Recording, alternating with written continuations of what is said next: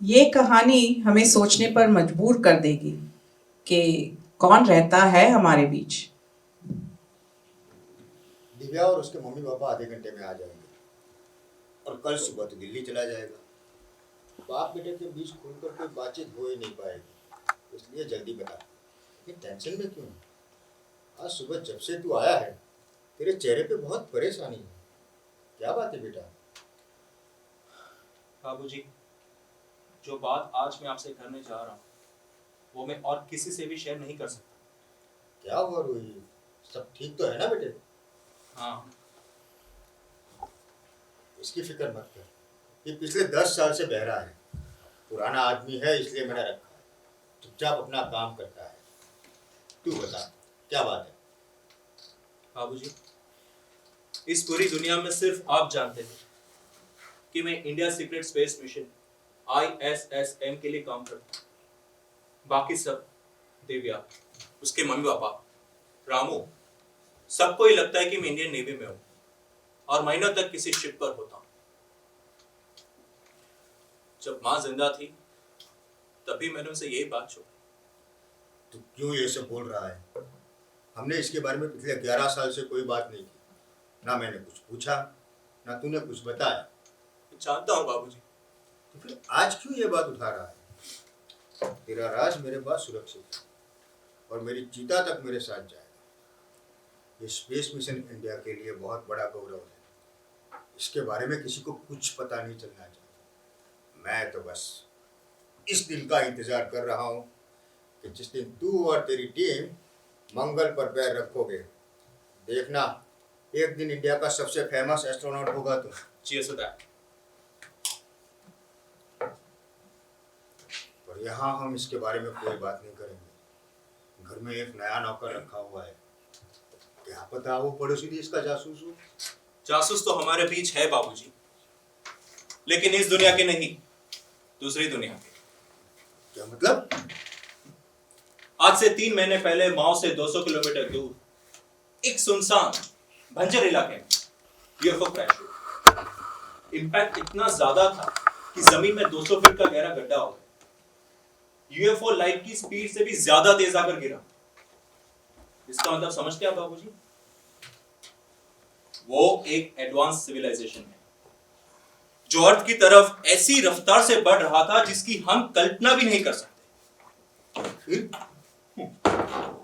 फिर क्या? पूरे एरिया को रिस्ट्रिक्टेड साइट बना दिया गया। 1 महीना निकल गया यूएफओ को सिर्फ उस गहरे गड्ढे से बाहर निकालने में। रोज 20 घंटा रेडियो एक्टिव सूट पहन के मैं घूमता, लेकिन निकालने के बाद भी एक और चैलेंज सामने आ गया। बाबूजी, यूएफओ की बॉडी कैसे मटेरियल से बनी है जिसे इस अर्थ पे पहले कभी नहीं देखा गया, और हमने एक्सट्रीम हीट से लेके एक्सट्रीम कोल्ड ब्लास्टिंग और ना जाने कितनी सारी और टेक्निक्स आजमाई, पर एक छेद तक ना कर पाए। तो फिर उस यूएफओ का क्या किया? 2 हफ्ते पहले हार मान के हमने इंडिया बेस्ट मटेरियल साइंटिस्ट की मदद की। उन्होंने भी कई सारी तरीके के केमिकल्स आजमाए। उसमें से एक केमिकल कॉन्कॉक्शन से बॉडी डिकम्पोज होने लगी। सबकी उम्मीद जाग गई। हमने यूएफओ पे उस केमिकल के 300 लीटर डाले। यूएफओ की बॉडी डिकम्पोज हुई और औजारों की मदद से हमने उसके दरवाजे के अंदर छेद करना शुरू कर दिया। फिर जैसे ही हमने दरवाजा खोला, कुछ 5 लाल रुमाल जैसी दिखने वाली चीजें तेजी से बाहर आई और आसमान की तरफ उड़ने लगी। आर्मी कमांडोज ने उन पे फायर भी किया, पर कोई असर नहीं हुआ। और अंदर तूने क्या मिला? एलियंस? नहीं, 5 इंसानों की लाशें, सबके सीने में छेद और उनके दिल दिख रहे थे। एलियन शिप में इंसान क्या कर रहे थे? वो एलियंस उन्हें किडनैप करके अपने प्लेनेट ले जा रहे थे क्या? अगर अपने प्लेनेट ले जा रहे होते तो वो स्पेसशिप अर्थ से दूर जा रहा था बाबूजी, ना कि पास आ रहा होता। तो फिर वो जो 5 लाल रुमाल जैसी चीजें जो तेजी से बाहर आके आसमान की तरफ उड़ी, वो एलियन लाइफ थी। इंसानों में छुपकर अर्थ पे प्लान की जा रही थी। ना जाने कितने सदियों से ये एलियंस हमारे प्लेनेट पे आ रहे हैं।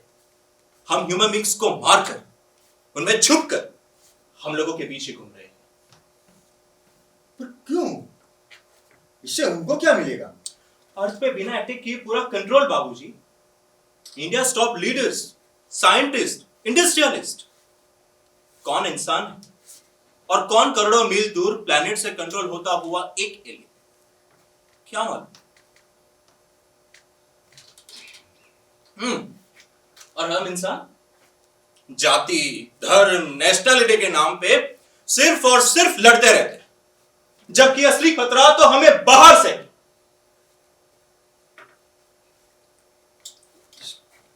और क्या बता बाबूजी, शायद ये झगड़े भी एलियंस ही करवाते हो ताकि हम सब इनमें उलझे रहे और वो हम पे इनडायरेक्ट कंट्रोल रख सके। इसके बारे में और किसको पता है?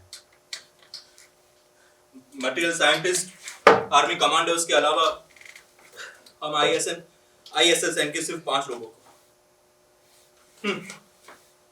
इस बाबूजी, इस USB में सारे रिपोर्ट्स हैं जिनको लेके कल मैं दिल्ली जा रहा हूं। बिना गवर्नमेंट के सपोर्ट के उन 5 एलियंस को ढूंढना इम्पॉसिबल होगा।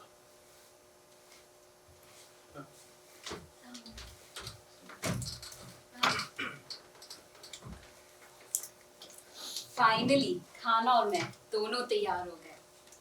क्या बातें चल रही थी बाप बेटे में? बस ऐसे ही। ये देखो रोहित, मैं UFO पे एक बुक पढ़ रही हूँ। Very interesting, I must say. ये तुम्हारे हाथ में पेन ड्राइव क्यों है? ये कुछ सबरिस की रिपोर्ट्स है, कल दिल्ली में प्रेजेंटेशन है। Nice book. Thank you. अरे ये अभी तक अंदर क्यों नहीं गया खाना लाने के लिए? मम्मी पापा किसी भी समय आते होंगे। जाओ।